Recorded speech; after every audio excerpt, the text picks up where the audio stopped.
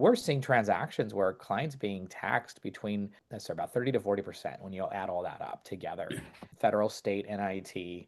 That's significant tax. You're selling a business for $10 million to turn around and give away $3 to $4 million of it, of this business that you've built with your own bare hands.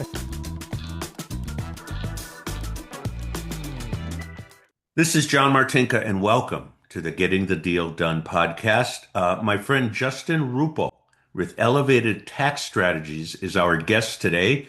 And I've known Justin for a short amount of time, and I've enjoyed his company and his ideas, and have referred someone or someone's to him because of what he and his firm can do to help people defer and avoid taxes. So, welcome, Justin. Thank you, John. Good to be here. Thanks for having me. Yeah. So elevated tax strategies. You're really, you're not a CPA firm. So we'll get into that, and we'll get into some things that you really help people with, which ties into my business of helping people sell a company. And then, it's not what you get, it's what you keep. Yes, And so, absolutely. but give us the journey, the short version of the journey that got you uh, Oh, sure. to Uh, where you are now. Yeah, great question.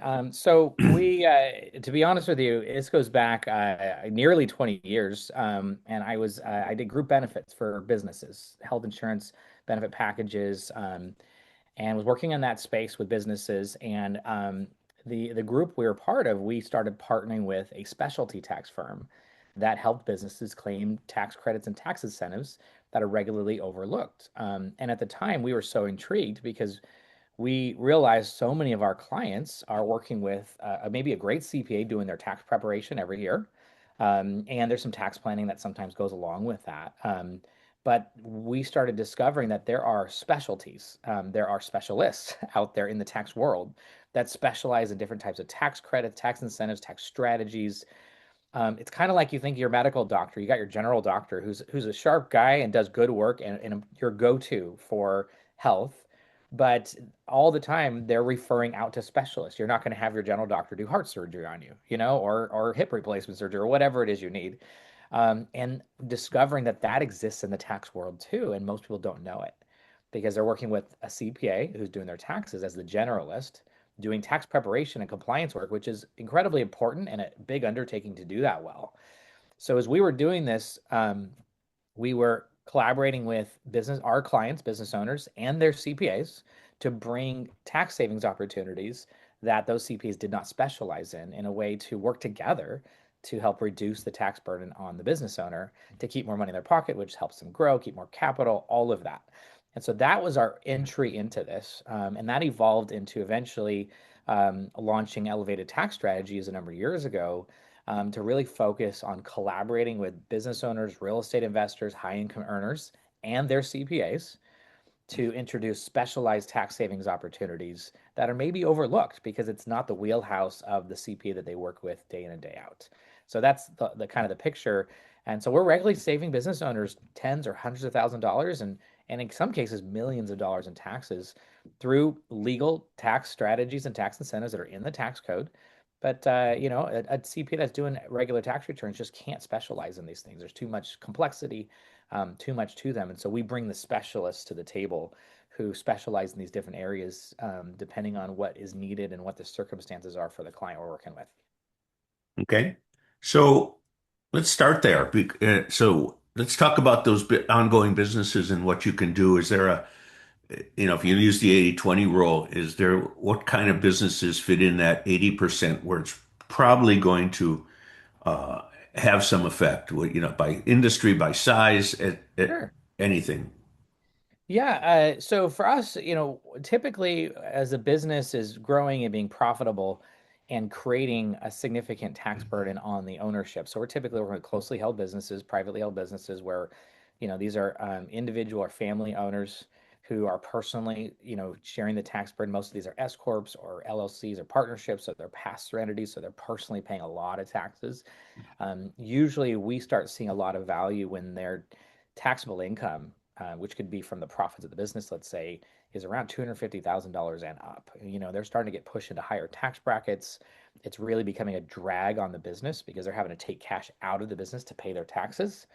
And so that's usually where we can find significant savings opportunities. And to kind of stack on that, when we're working with businesses that are in manufacturing, architectural engineering, construction, tech, sometimes even medical, when there's technical things going on, is one way to say it. The R&D tax credit for research and development is often overlooked in the small medium business space. We just in the last few months, because the one big beautiful bill, that tax bill that passed last summer, that fixed some provisions in the R&D tax credit that made it really beneficial to claim even retroactively. So we just accomplished a ton of tax amendments to request or claim R&D tax credits, bringing hundreds of thousands of dollars of tax savings to our clients.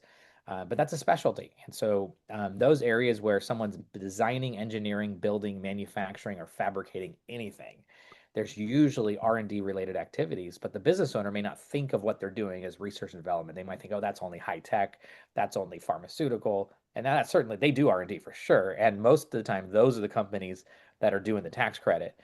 But the blue collar manufacturers, HVAC companies, electrical contractors, they're doing a lot of technical work and having to problem solve and figure out how to fix a problem or how to build something or how to design a system. Those are also R&D related activities. So it's most of these businesses are probably 1 million revenue and higher, where these savings opportunities are meaningful, and then really have significant increased opportunities when they're doing things that are technical in nature. Okay. All right. So let's get to the big one though. We got the capital gains and Yes. I think you described it to me earlier.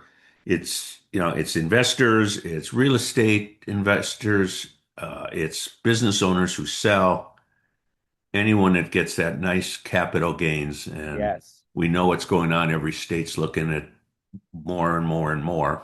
Absolutely. It's something, yeah, states are getting more aggressive. I mean, there are some states that have actually repealed their capital gains tax. That's not here on the West Coast where we are, John, but Yeah. yes, as we're working with our clients, whether business owners, real estate investors, or high income earners, they're paying a lot of taxes year over year, year after year, and we're helping them mitigate that in all the ways that are legally permissible. But then often there's no greater tax than when they have a big transaction. They sell a piece of property that they've held for a while, they sell their business or whatever it might be, and they have that large capital gains impact of that transaction. And so that's one of our specialties, is working with our clients to figure out, hey, ahead of the time, because often after a deal closes, there's often far fewer opportunities for what we can do to mitigate it. So the sooner we get ahead of it, the better. So I love working with business owners, 1, 2 years out from them selling their business, to start planning. Sometimes we notice, oh, there's money you've been leaving on the table the last few years. Let's claim that prior to you selling. So that helps get more cash in your pocket. And then also let's plan for that sell. Um, those that are in real estate that are selling properties, they're familiar with 1031 exchanges, which, John, I'm sure you're familiar with 1031 Yes. exchanges for real And we estate. should probably explain for the audience Yeah, what a Uh, I 1031 is. yeah, I can give a quick little overview if you're listening and you're not familiar. A 1031 exchange is just for real estate. They call it like kind property, which you sell something that's like kind and buying something like kind. It's only for real estate. So if you have a property that you own, an investment property or a business property, so not gonna be your primary residence or a vacation home, so it's a property for investment or rental. If you sell that property and you do a 1031 exchange, which you have to use what's called a qualified intermediary, which is a third party that holds the money for you from escrow, and then you use that money to buy another property, you can roll that gain or the taxation that you would have had when you sold into the next property, and you don't pay any tax if the next property is equal or greater in value and all the cash goes to it. There's a lot of nuances where, if it's a smaller property, you may have to get some cash out of it and pay tax, but generally speaking, it's a way to avoid or defer taxation by rolling the money into another property. The downsides to 1031 is like kind, which means it has to go to real estate. You can't sell a property and then invest in Yeah. stocks. And also, there's time constraints. You have 45 days from the time you sell your property to identify what replacement properties you're going to buy. You got to pick up to three options. Then you have a total of 180 days to close on one of those three options. So there's a lot of things that could go wrong. Those three options could all fall through and none of them pan out, or whatever one you end up, getting the offer accepted for whatever reason doesn't close before the 180th day. And then at day 181, the money gets dispersed to you and now it's taxed.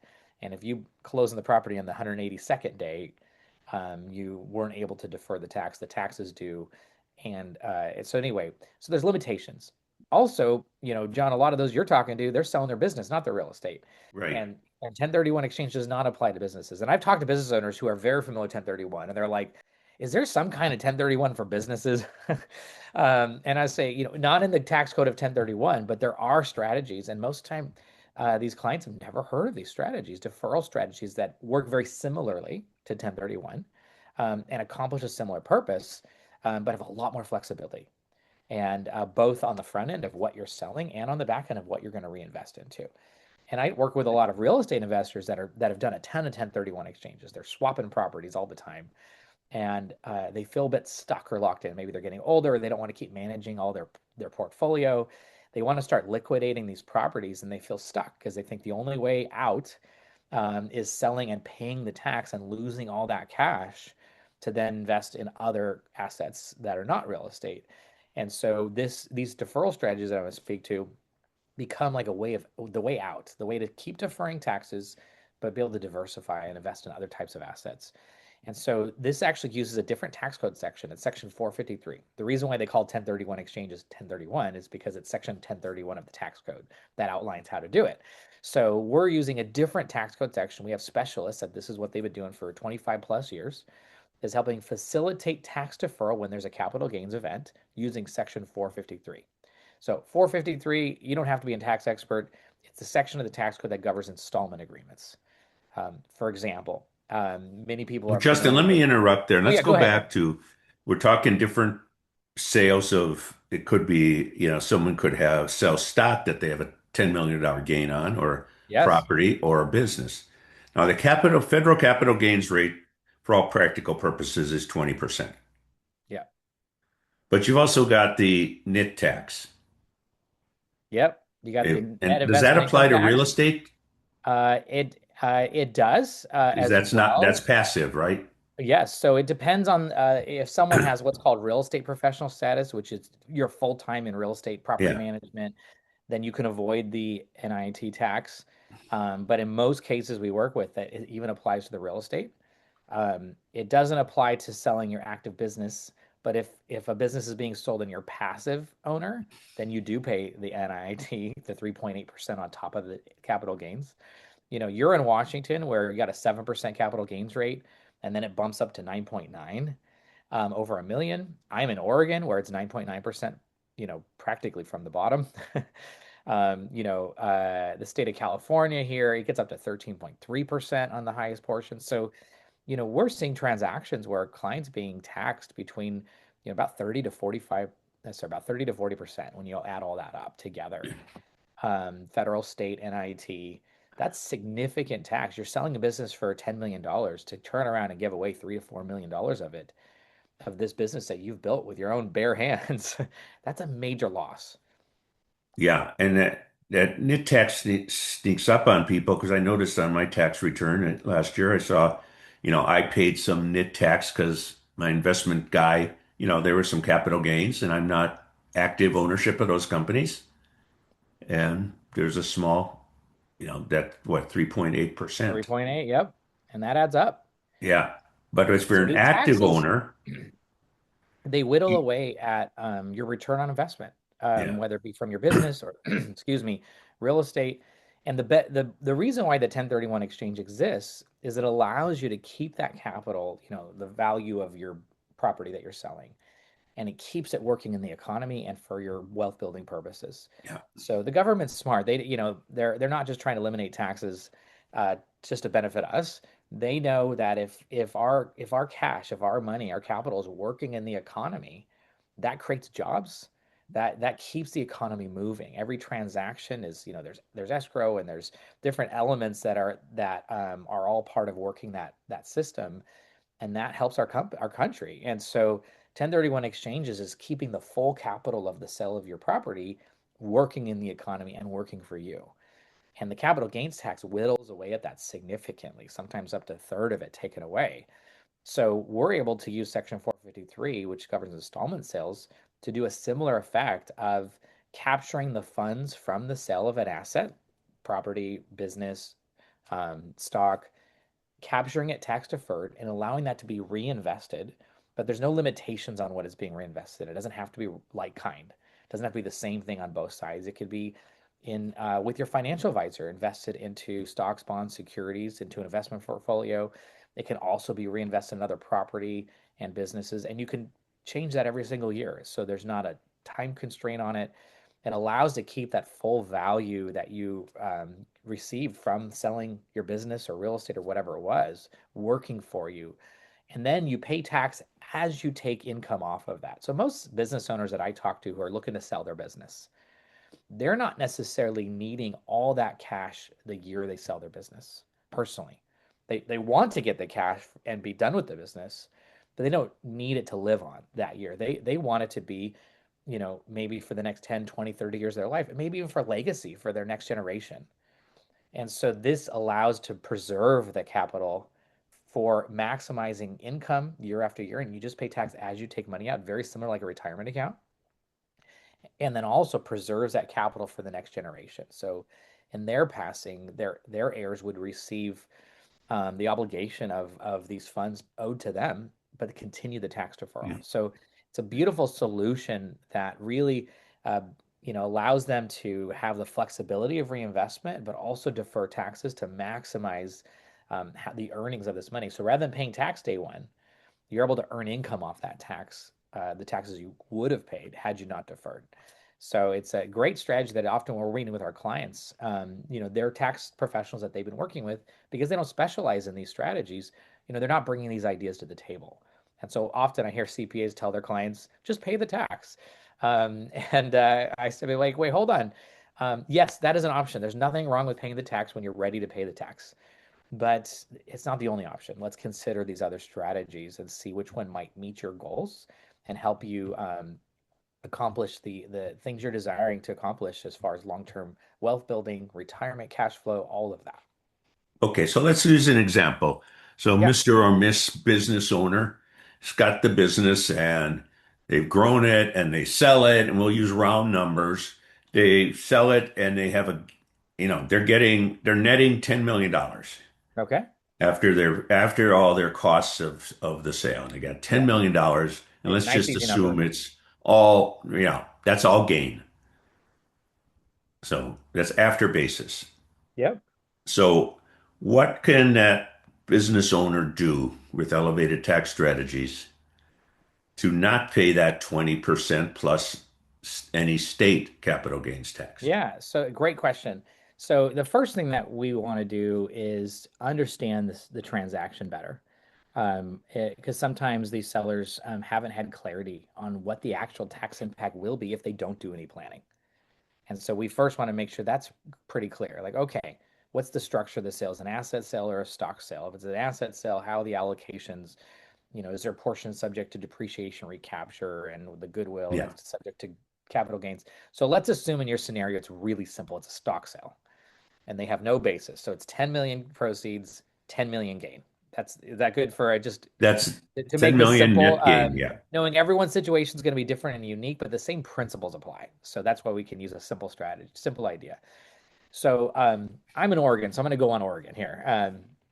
Let's say that's they're receiving $10 million, uh, and then they're paying the 20% federal capital gains plus 9.9% state. And let's say it's the active business they've been running, so there's no NIT, the NIT tax on it.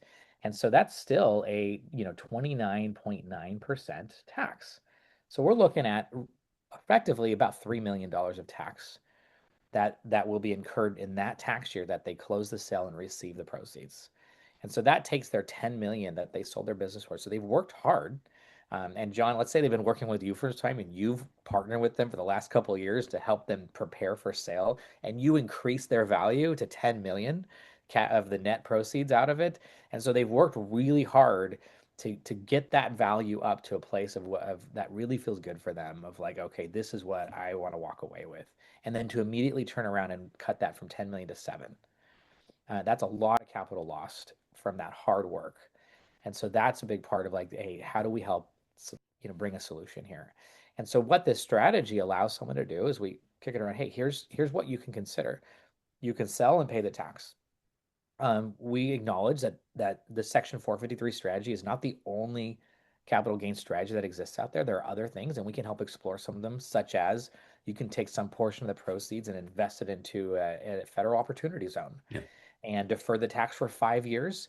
And if you hold that property, you invest in the opportunity zone for 10 years, it can sell completely tax free from the appreciation over that 10 years. So that's a great strategy. But I find for a lot of our clients, while they may consider that for a portion of their proceeds, to lock up all that cash for 10 years is not doesn't meet their needs. And so that's generally as we run into is okay, you need more flexibility, you need more liquidity, you need more access to the cash, but you don't necessarily need all the cash today. And so let's hold off on that tax. Let's save that $3 million of cash, not pay the tax yet, capture it into an entity that holds it tax deferred. Treat it's like a giant IRA. It's not the same as an IRA, so but it's similar in that it's tax deferred dollars. Now you have the full $10 million capital. It's all owed to you. And then this money, you work with your financial advisor to manage that, invest that. The kind of financial planning you would do with a great wealth advisor, financial advisor, and figure out what are my income needs, what kinds of risk tolerances do I have, what do I want to invest it in. So we get that full 10 million, and then as you take income off of that, as you get payments to you and disbursements year after year, you pay tax gradually. So now that extra 3 million you would have lost day one is working for you for the next 10, 20, 30 years. And that will produce significant more income and more growth than if you had take the big loss of tax up front. So that's kind of the key strategy that we help our clients take advantage of. And then we work with the team that sets up the structure and manages it. It has to be set up prior to the close of sale. So before a binding a purchase agreement is executed, we have to get the structure set up and executed so that when the deal closes, the cash can be captured tax deferred. Okay. So, it, just to clarify, the money goes into this trust and it is a trust, right? So there's actually two versions of it. One uses a type of business trust, and the other one uses a special purpose entity LLC. So as we work with our clients, Okay. we help determine which one makes the most sense for their situation. But it's an entity. So let's use the It goes trust into for an entity. yeah, that it's And being held and then owed to them. So they get a note. yeah, They get a structured installment note that basically says this cash is fully owed to you, and you as a note holder have collateral rights over all the assets of that entity. So part of your collateral rights is nothing can be done with that money. Money can't be taken in or out of it. It can't be invested in anything, stocks or anything, whatever it's invested in. Nothing can be done without your approval. So you have veto power over anything, and okay. so it puts So you guardrails you in you place. got a wealth advisor managing your money for simplicity. That's what Yep. we'll say. And you want money every year out of there.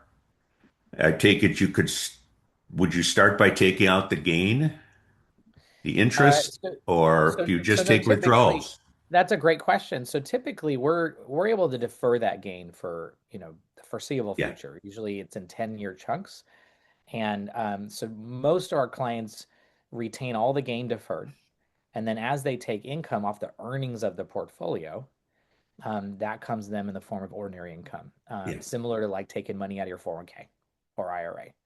Um, you can also, if there's a year where you need additional cash beyond that, you can take a principal payment towards yourself from that entity, and that will come in the form of capital gains from the original gain deferred. It will lower the note value of what's owed to you.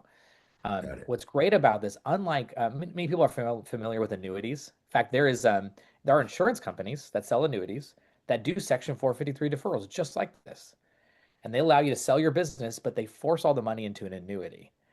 And that's the downside. There's no flexibility with an annuity. No, Annuity has structured payments that can't there's be none. changed. And so this doesn't do that. This you can change year out because the thing is we know that whatever your needs are today, I can guarantee you 2 years from now it's gonna be different. Yeah. And so what's great about the flexibility is that can be adjusted every single year. What it's invested in can change. Let's say 3 years later, you get this great idea. I want to buy a new business or I want to invest in a business. What's great is similar to like a self-directed IRA. It's not exactly the same, but similar to that, the funds from this can actually be invested not just in the securities your wealth manager can manage. It can also be invested in another business. It can be invested in more real estate. So you have a lot of flexibility that can change year after year, both in what it's invested in and in what kind of income you get out of it. You can say, hey, this year we've got plenty of money. Let's defer all of the growth and continue to let that compound, and I don't need to take any money out of it. And then the next year, I want some more money back out again. That can change year after year. Unlike the annuity has structured payments, there's no flexibility there. Okay. So one more question on this, and then we'll move on. Uh, so often they don't, the owner does not get that 10 million right at closing. So, we're working on a deal now. It is at around 10 million, Yeah, and they're going to get 7.5 to 8 at closing, it looks like, yeah. the deals. When they get those note payments, those can go into the Yes, other absolutely. In entity. fact, most of our clients who are selling their business, there's usually some amount that is being deferred through installment payments Yeah. to them. And so what's beautiful about this is this structure can capture each of those payments tax deferred. In fact, I had a client who sold their business in December this last year, and they received approximately 10 million up front. And then they just received last month an additional kind of earnout payment, and that came into the structure. It was about 1.3 million, but they because of I think paying off some debt and some just personal tax bills they need some cash for, they had about I think it was about 400,000 of that immediately paid out to them. So what's great, it's also not all or nothing. We can capture every future payment over whether it's over the next 2 years, 5 years, 10 years. Everyone's deal structured differently. But also, it's not all or nothing. If you're like, hey, I need a certain amount of that cash, great, we can immediately pay that out to you. You'll pay the tax on that portion. But whatever you don't need right now, we'll keep tax deferred to really maximize how it can earn for you. And so there's so much flexibility with that. And if someone decides that the future installment payments they receive, they want to come straight to them to have cash for them, that's fine too. We can pass that directly to them and they would pay tax on that portion. So there's a lot of flexibility in this. We also have situations, that one from December, there were three partners in that deal. It was a partnership and there were three partners. One of the partners was basically like a investment group, private equity group. They had their own losses and their own tax planning, so they did their own thing. Two of the partners used these structures to defer taxes. So what's great too is you have multiple partners. They can all make their own choice about what they want to do and how they'd like to do tax planning. And so sometimes it's just one partner wants to work with us in these strategies. Others maybe do other things or just pay the tax. So there's also flexibility on there. It's not every partner has to do the same thing. Okay. Quickly, and we're running out of time here, and then I have another little Hey, no quick worries. topic. It's been great. What's the minimum that makes this worthwhile? Great question. So what's really cool about this is the minimum's pretty low. Um, Particularly the trust version of it, we can facilitate that for as low as a half a million gain. So we want to make sure there's enough taxes that we're deferring that really makes this worth doing for you, Yeah. and for our team, because there are costs that involved. The costs are a fraction of what the taxes would have been, but they're still costs. And those, depending on which version of it, the costs are structured a little differently. But we find that there really is significant value starting at about a half a million of taxable gain.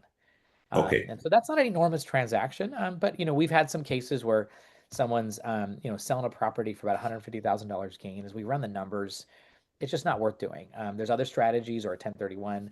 But I also have a client who is selling three condos in succession with one another. Each one is about a three to $400,000 gain, but collectively it's about a million. And so we're using that trust structure to capture the funds from each transaction, one trust, and so we can actually use this entity for multiple sales. And collectively, over the course of the year, it is very worth doing because it's going to be nearly $1 million gain, captured tax deferred. So there's options there when there's multiple Okay. transactions. So changing topics as we wrap up.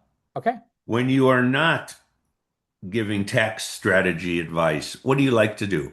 What do I like to do? Okay, so I have four kids, all boys, between 9 and 15. And we love getting outdoors. We just came back from a camping trip at Wallowa Lake in Eastern Washington, had a ton of fun. So we love camping. My boys love baseball. We're always going out to the park and playing wiffle ball or playing baseball together. And doing hikes. And so enjoying the beautiful outdoors. Right now in the Pacific Northwest, it's sunny and beautiful because it's summer. So we want to get out as much as we can. So that's a big part of what we enjoy doing is getting out as a family. Great. So this has been a great discussion, Thank Justin. you, John. Yeah, it's a fascinating topic, and you're right. A lot of people don't know about most of this. Even a lot of CPAs don't know about this, and Oh, I talked to people like, "Oh, where were you 5 years ago when I sold my business? I didn't know about this." yeah.